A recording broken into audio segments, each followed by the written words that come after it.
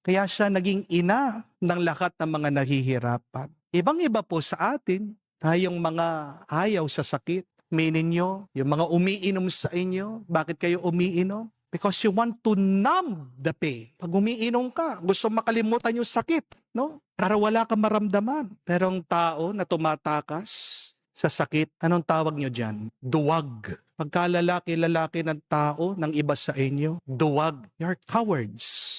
Because you're unable to bear the pain. Daig pa kayo ng isang babae. Si Maria, ina, pero hindi siya tumakas sa sakit at hindi niya dinama yung iba doon sa sakit na kanyang nararamdaman. Kaya mga kapatid, magandang itanong ito eh. Kapag kayo ay may problema, kayo ba ay tumatakas?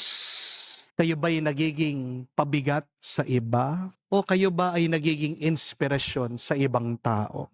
What do you do with your pain? Do you escape it? Do you share it with others?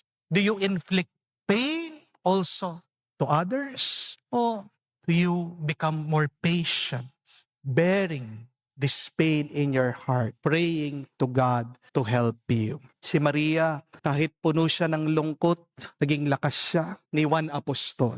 Si Maria, ang naging ina ng mga disipulo. Hanggang ngayon, siya po ang tinatawag na ina ng ating simbahan. Mary's sorrow did not destroy, but Mary's sorrow gave life.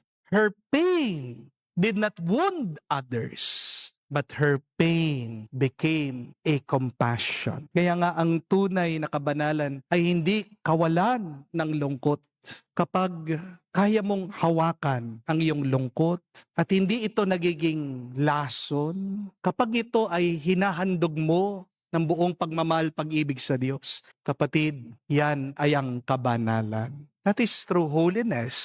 Holiness is not the absence of sorrow, but holiness is the ability to handle, to hold, to bear your sorrow, not letting it become a poison in your heart. Holiness is lovingly offering your sorrow